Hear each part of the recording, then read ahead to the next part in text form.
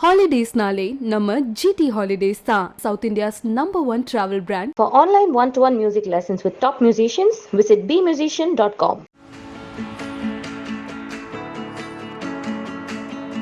One of the writers came up with this concept of reverse hawala. He coined that thing also, reverse hawala, of how... Oh, the term doesn't exist. Mr. Bejoy Nambiar, welcome to Galata Plus. Thank you so much. So, I'm going to read out a comment that came up under the teaser/trailer for Kala, right? So, it says, I'm preparing for IB ACIO exam, so I will watch this. So that's for those who don't know, that's Intelligence Bureau Assistant Central Intelligence Officer. I thought you should know this. that somebody's like saw the trailer and said, oh, there's IB in this, so I should like. I should. So apart from wanting to prepare aspiring exam takers, what was your what drew you to this concept of reverse hawala? It's not something we hear of. Yeah. We were actually studying a lot about money laundering. We were studying a lot about hawala. In fact, this was for something else? No, for this only. For this only, okay. Yeah. Because initially when we pitched the idea, we spoke about money laundering and everything, but we didn't get into the nitty-gritty of it on the story document, which is like a 4-page document. But when we started developing this further, we had access to some very interesting people, some hawala operators who kind of gave us like a whole lowdown of how things work out, and how they told us that you're already outdated when you're trying to do this because everything has gone digital now. I said I'll use the digital for the second season, but at least tell me how it worked. So in that thing of whatever recordings and data we were collecting, when I was kind of running it by my writer's room, one of the writers came up with this concept of reverse hawala. He coined that thing also, reverse hawala, of how... Oh, the term doesn't exist? No, term doesn't exist. Okay. It exists in a very different model, different way, but it is something original that he created. And he gave us a full reasoning of how it can fit into the R narrative. And he almost did like a presentation for it. Prayas, he's one of the writers. And we were all sold on it. We jumped at the idea of how it's so unique and it fits into the world of what we are trying to do. And fit in very well actually into what we were trying to do. So, okay, sorry to interrupt, but so this concept exists in real life? When we came up with it, we didn't know that it exists in real life, but... So he just imagined it? He imagined, based on the hawala system, he just kind of said, why not do this? Why not do this, and why not funnel the money here like this, which is being used for something else? Right. So that's how we looked at it. But when we started studying more, we realized even that happens. Even that kind of a reverse hawala happens. And what is it called in real life? No idea. So again, the hawala operators only told us, yeah, even this happens. They don't call it reverse hawala or anything. But even this system, this system of funneling money like this also happens whenever there is a dire need of cash, hard cash to be used. But yeah, that was our learning from that. Right. There are two types of filmmakers, right?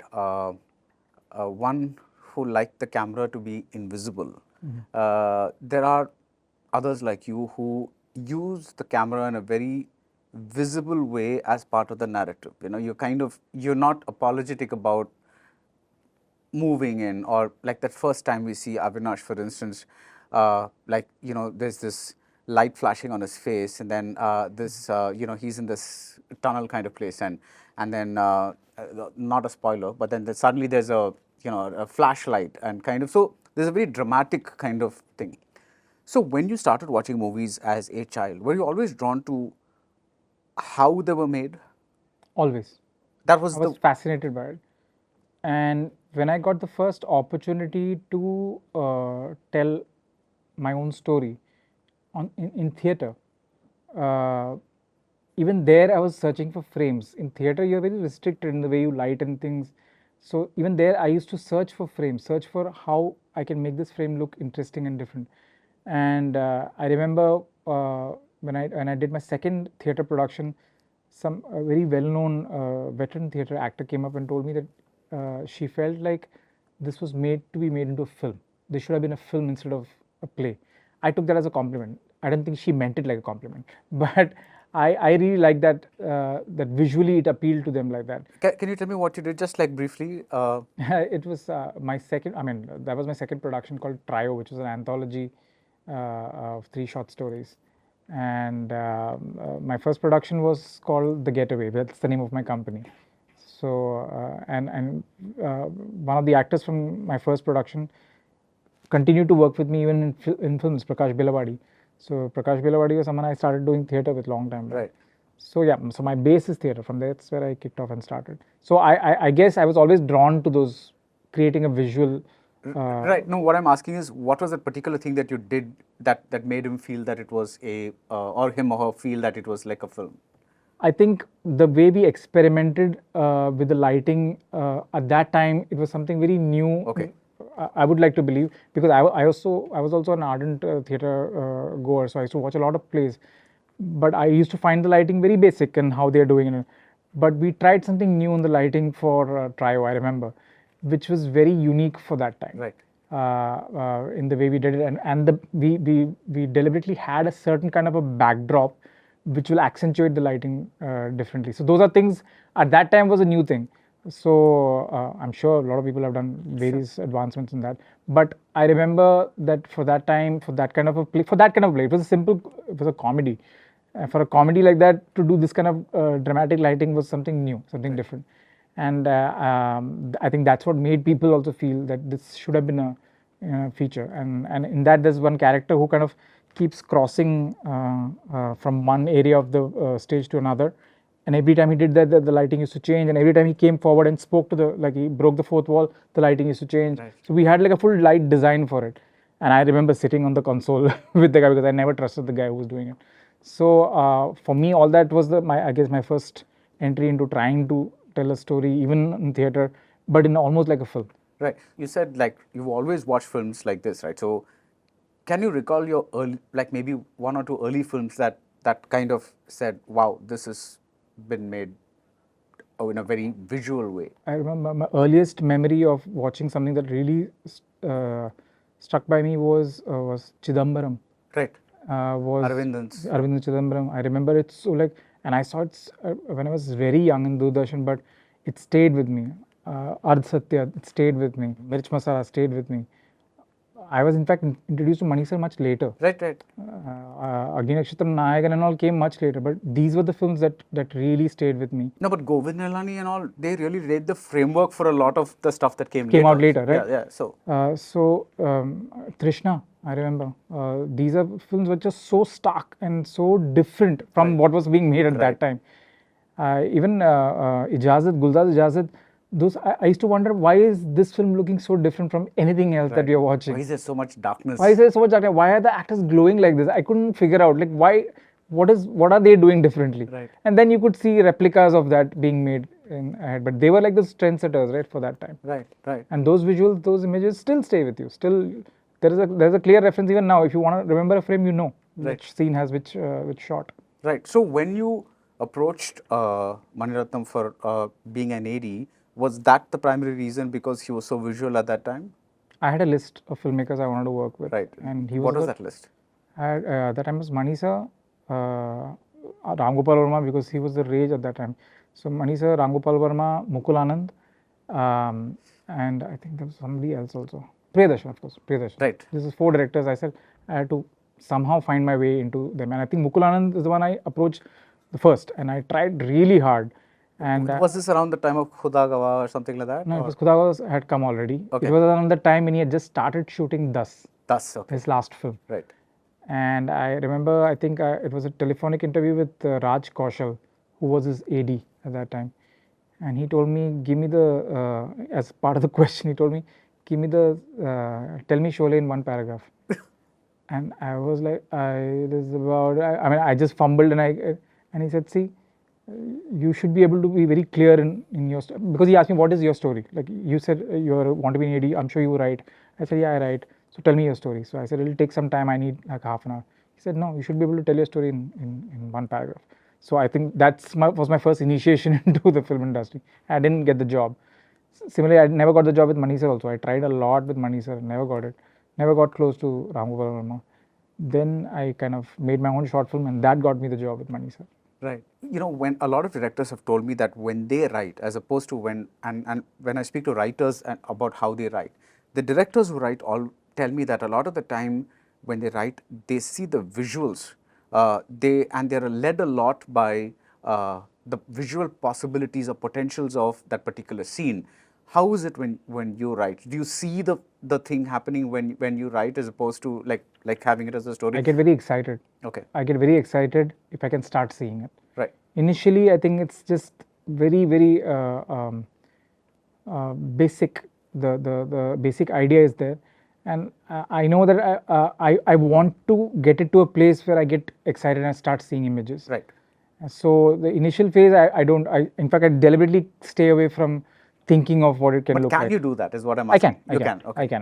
I can. When I start writing, immediately I can start visualizing, start seeing I start seeing shots. Right.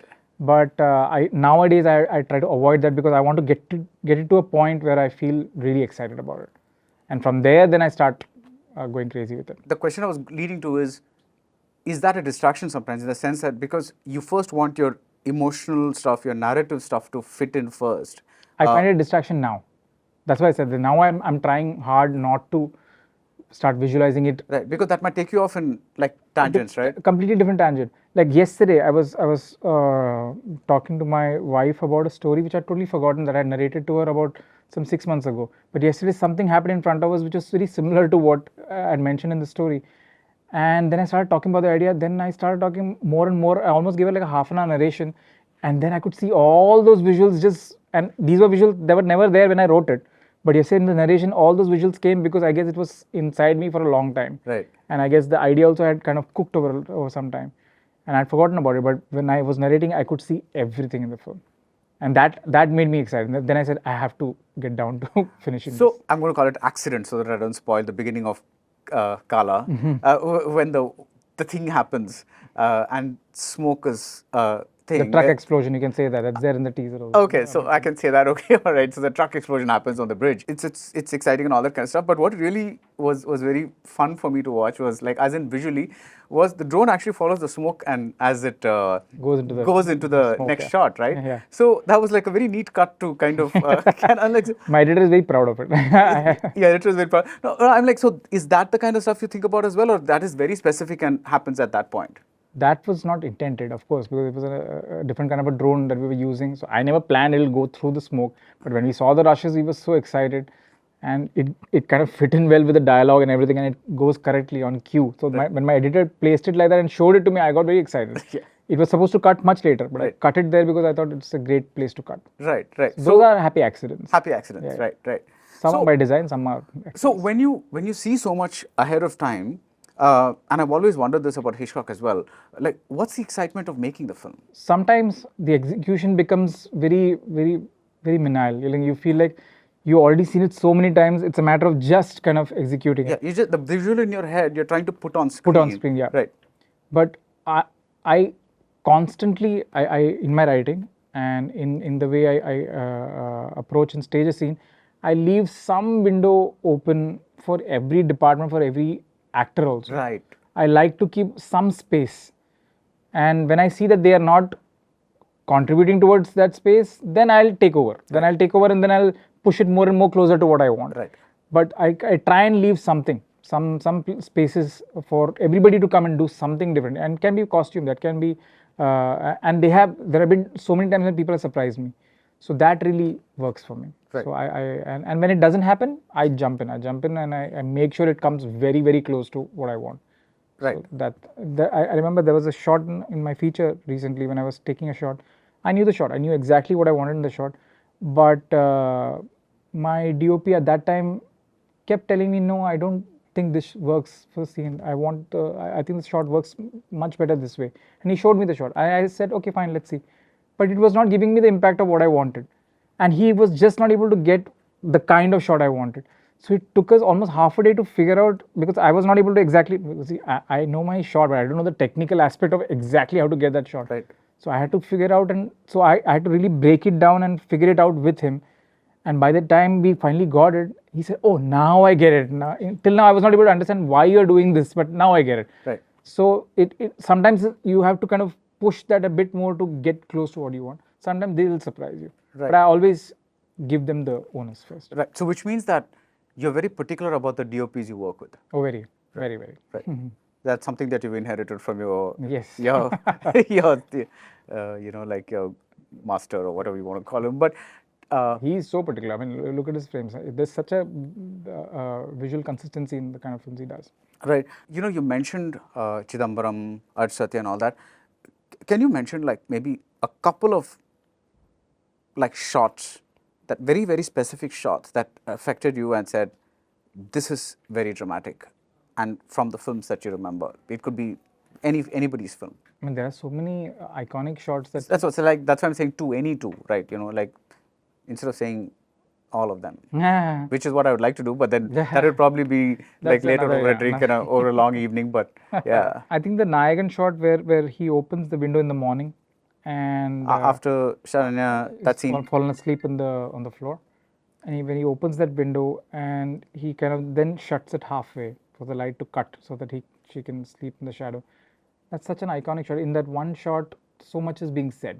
So I think that some is always What did you stayed. infer as being said? You know, everything, if you see the actors and the music, everything is firing and delivering the same idea without a single line of dialogue. So for me at that time, it's like an overwhelming feeling, right, when you're getting delivered this kind of messaging with all these elements playing out. So those things, I guess, always excited me. Right. And I think most of the shots I'll talk about will never be about a talkie shot. It'll mostly be a silent Shot, right. So in Chidambaram, the climax shot of him seeing her there at the temple is such a dramatic shot. I mean, that kind of summarizes the whole film. Mirch Masala, same thing. You know, that final shot of the which Bhansali recently did a homage to. So, which I was so upset with. I should have done that. But that's an iconic shot, right? All that rage just flying off, Right, and right. all the women just coming in together. So I think Ketan sir, if I'm not mistaken, the film is called Bhavani Bhavai. Bhavni Bhavai, yeah. Is it that father and mother who are running in this small, or that's a different film I'm talking about? It's a Gujarati film where It's a Gujarati film, yeah. this, It's that theatrical film where there's a satire kind of thing happening about the. no, then this is the wrong film I'm talking Okay. about. There's a film where I'm sure it's Ketan sir's film, where this old couple are running like a kind of an Airbnb. They're running a small room. They rent a room next to their house. Do you know what I'm talking about? You mean Saransh? No, not Okay. Saransh. Oh, this is an extremely dark film. This old couple run they're small Rajasthan, in a small deserted village kind of thing. They have they host a room for tourists, Right.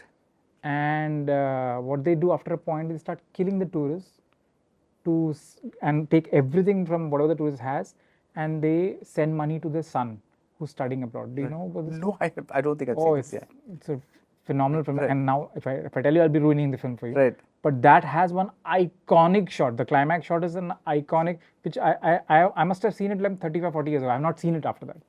But I remember that shot. I remember that moment so well. Because again, silent shot, iconic shot. I always mix it up with Bhavani Bhavai. It's not Bhavani Bhavai. It's something else. Right. Because I met the actor from that movie recently, and I kept talking about that movie to him. I remembered it. Who's But the yeah, actor? again, a Gujarati actor.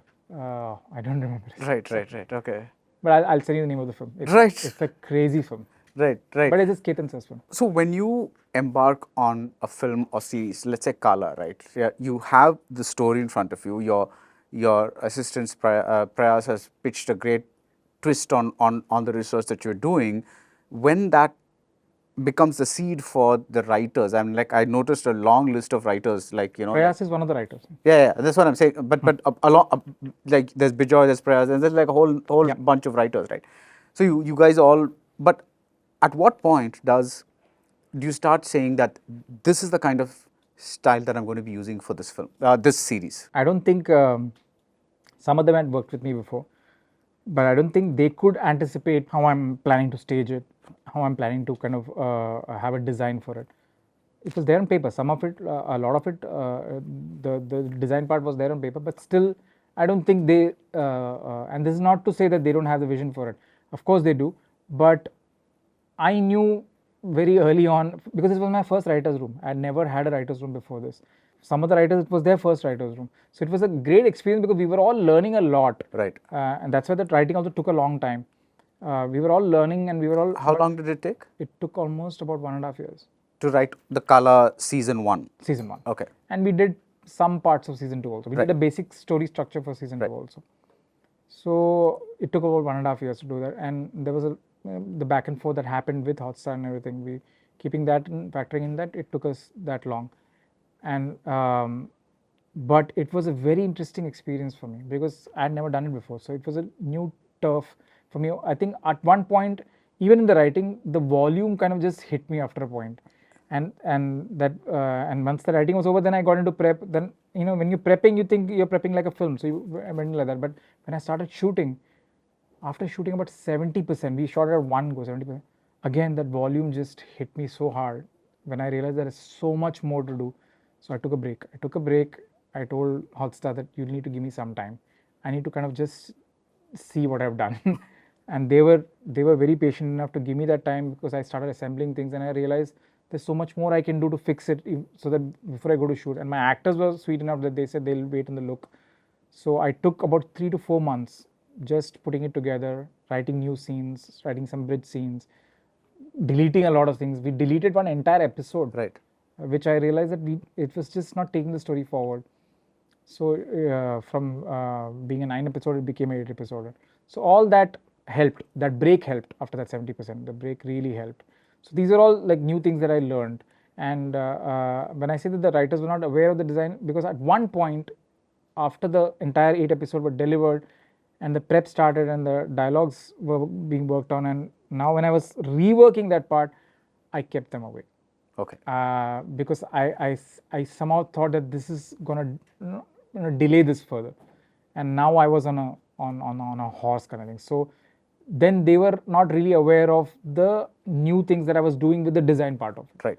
So that's why I guess I had to keep them away only because for paucity of time. I did borrow one or two writers time and again, and I did reach out to them time and again for whenever I needed, and they were very sweet to respond. We are still on that group, but I had to cut off at one point and just focus on how I want to do this. Right, and that's what I want to say. So you say that this is the concept, and so you're saying like how the idea of this is how I want it to be. This is the primary color. That kind of stuff. From the technical aspects of it, I used to share with them. I used to share ideas with them of what I'm looking at.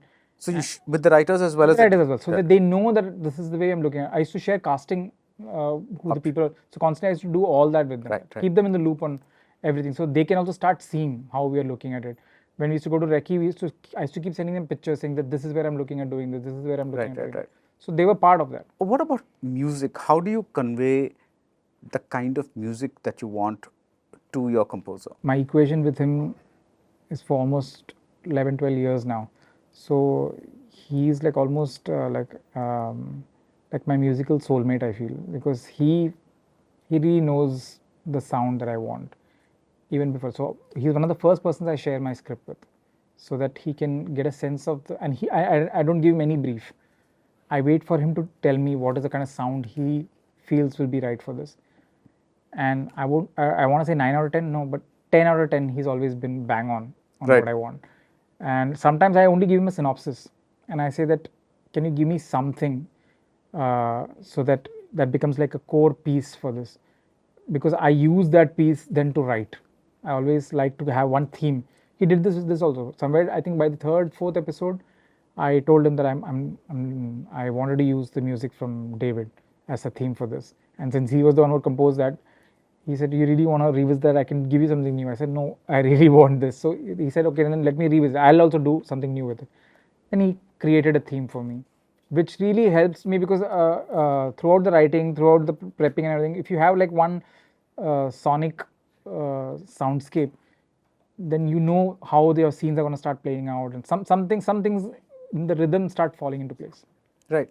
So when you're like let's talk about the casting, right? When there are two attitudes towards casting. There's the Hitchcock approach, which is like actors are like cattle, is what he said. So basically it's the dictatorial approach. It's like, I know exactly what I want. So if you want to look at there's this incident in from a movie where Montgomery Clift was supposed to look at a building, and he asked him, what is my motivation? He said, your motivation is that I want you to look at the building. It's like, so it's like I don't want you, so basically he was like, just do what I say. So because he had the whole thing in his head.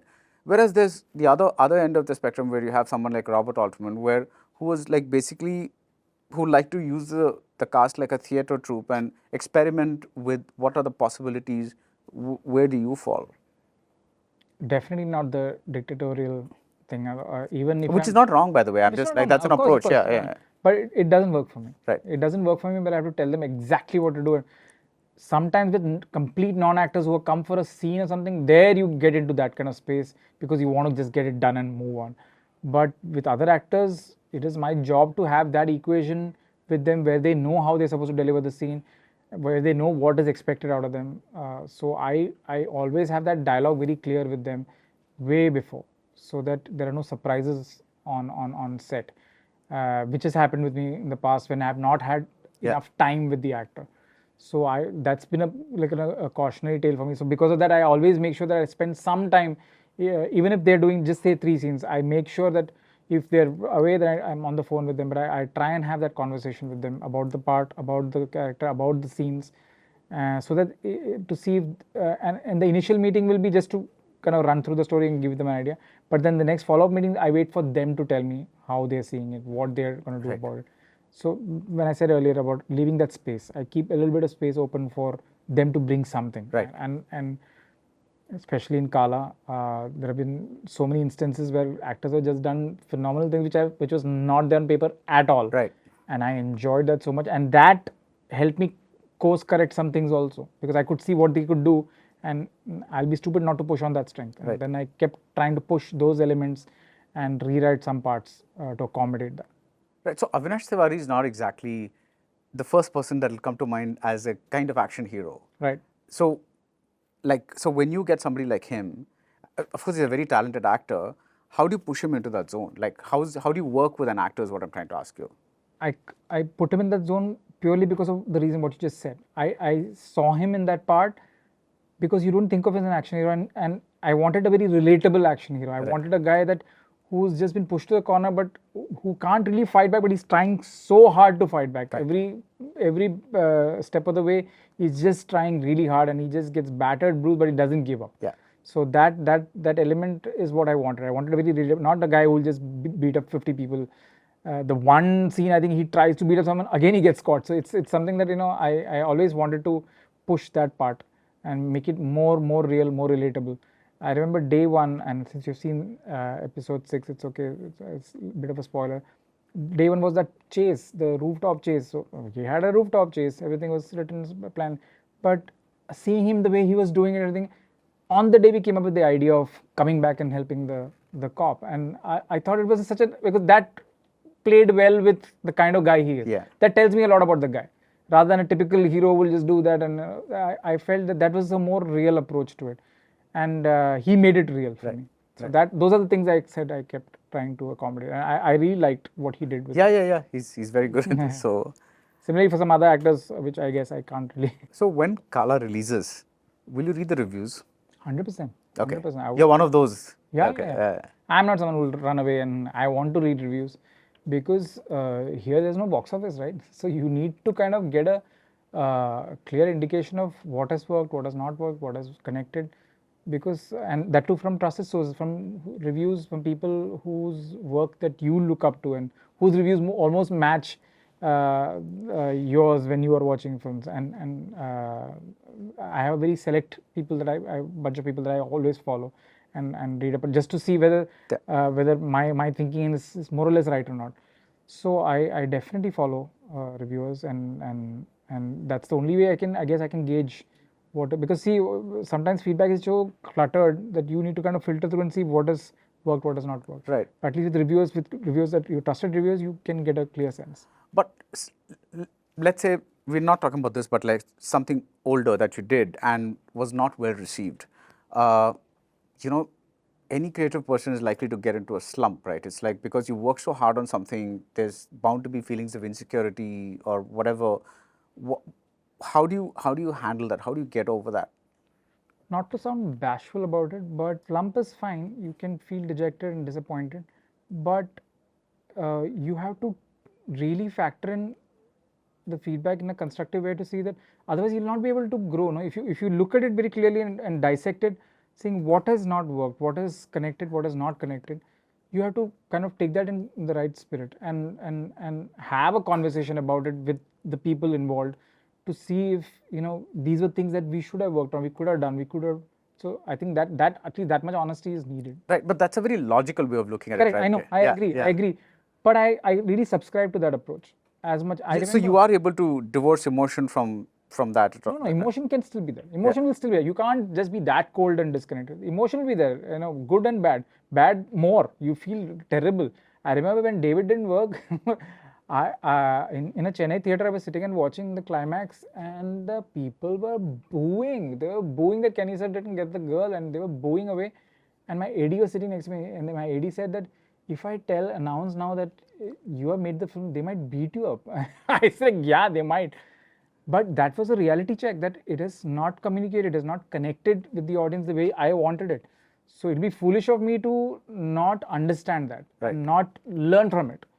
But at the same time, I guess as with social media, everyone is a critic, everyone has crazy opinions to say, so you need to filter out that also. Right. There are some people now who have become reached crazy levels of success based on the kind of reviews they do, but I don't listen to it one bit also, because they're not really, don't have the background also to talk about cinema. So that I don't take into account. For me, if I have to grow, shouldn't I be doing that? No, you should. But I'm saying that I also know people that get really into a hole, and they, because it's most artists are emotional people. It's like you can't help that. It's your DNA, right? It's like, so you they take a while to get out of it. So, which is why one of the most terrifying things for me is when a friend asks me to watch his or her movie before, especially if it's like a finished thing and they want feedback at that point, and that's like, what could you do? You can't even say anything, right?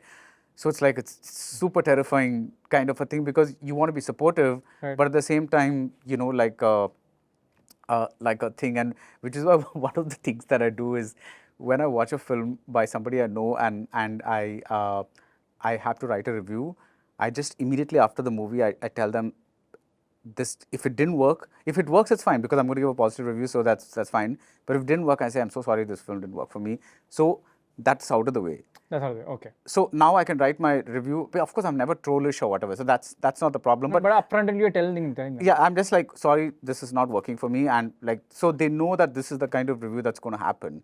So later they're like, I'll just switch off my phone and start writing, because I know they'll want to ask, what did not work for you? So just like, you want to avoid that conversation until after you put out the review. But what I'm asking is a serious question, because the thing is, the process of filmmaking is like, you're putting yourself through so much sweat and blood, and hopefully there's so much creativity involved, there's so much everything, and then at one point you get lost, because you're just swimming in a sea of detail, because you're no longer seeing the big picture. You're in this pixel mode. You're seeing everything as you're so into it that you no longer have that objectivity. True. So that's when I it's so sometimes it's just easy to kind of nobody wants to make a bad film or a bad series or whatever it is, right? Nobody sets out to do that. True. Which is why I thought I'd see how Bejoy handles it, but hopefully you'll get good reviews for Kala. I've seen it; it's good, and So I'm kind of safe. Let's see. Yeah, so hopefully the reviews are good, and thanks so much, Bejoy. But I think one of the best conversations I had post a film release, after reviews and all had come in, was with one of my actors in the film. Right. In Tesh, Jim Saab was one of the parts, right?